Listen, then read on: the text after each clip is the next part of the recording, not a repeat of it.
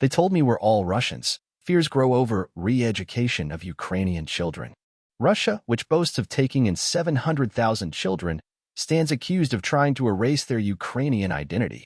During the 14 months for which Veronika Vlasenko attended school in Russia, she was regularly told by teachers and fellow students that she would never be able to go home to Ukraine. Every day they said to me that I would be staying here forever and would never leave Russia, she said. They told me that Ukraine doesn't exist, that it never existed, that we're all Russians. At times the other kids would beat me for being pro-Ukrainian. Veronika was one of nearly 20,000 children documented by Ukrainian authorities as having been taken from Ukraine to Russia over the past 2 years. The authorities believe the real number is probably 10 times that, while Russian officials have even boasted of moving 700,000 Ukrainian children to Russia. Nearly 2 years into the war, there are growing fears that if no way is found to bring the children home soon, Russia's systemic program to re-educate Ukrainian children could prove devastatingly effective. Ukrainian officials are calling on international organizations and neutral countries who may still hold some sway in Moscow to put pressure on Russia. Of the 19,500 cases for which Ukrainian authorities have names and data, only about 400, including Veronika, have managed to return to Ukraine so far. Russia is actively erasing their Ukrainian identity and inflicting unbelievable emotional and psychological damage, said Latvia's President, Edgars Rinkēvičs, at a conference devoted to raising awareness of the issue in Riga on Thursday. What makes it even worse is that Russia proudly exhibits its actions, he said. Russia's claims about the resettlement of children are one of the reasons why the issue formed the basis of the arrest warrant issued by the International Criminal Court last year for Vladimir Putin and for the Russian Children's Commissioner, Maria Lvova-Belova. The warrant says Russia acted with the intention to permanently remove children from Ukraine, a war crime. Andriy Kostin, Ukraine's prosecutor general, said Russia's actions were the largest-scale deportation of children in Europe since the Second World War. Russia is trying to destroy the Ukrainian nation, not only physically, but by severing familial bonds and erasing the Ukrainian identity of the deported children, he said in Riga. Russia has used different methods to bring Ukrainian children to Russia or Russian-occupied areas of Ukraine, often citing security concerns and a need to remove children from dangerous areas of conflict. In some cases, Russian authorities moved entire orphanages or children's homes to Russian-controlled areas.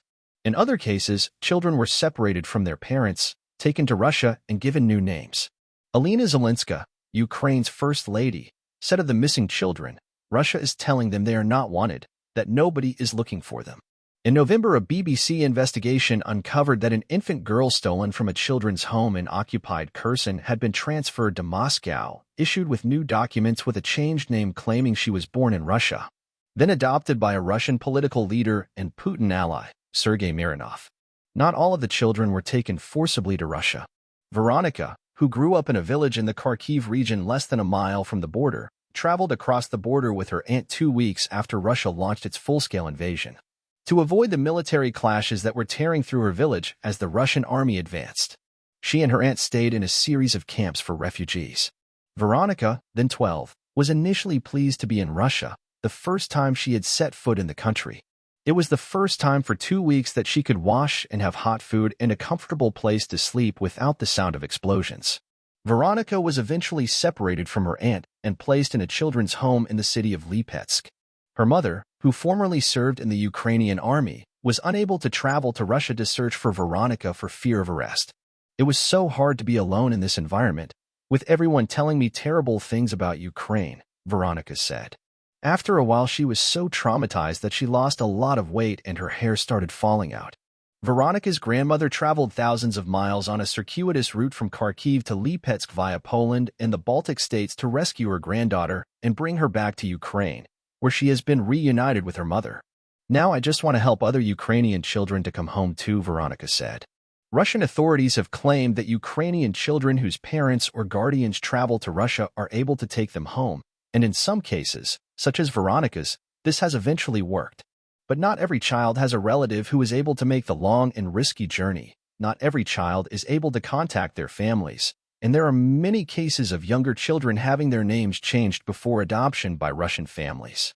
Russia is telling them they are not wanted, that nobody is looking for them, changing their names and trying to issue them Russian passports, said Alina Zelenska, the wife of Ukraine's president, who was in Riga last week to speak on the issue. She called on allies of Ukraine and neutral countries to work as intermediaries to help bring Ukraine's children home. She cited the case of one child who had been returned after efforts from the UN agency UNICEF and Qatar. There is no more important task for the adults to use their power and resources on than to help rescue children, she said.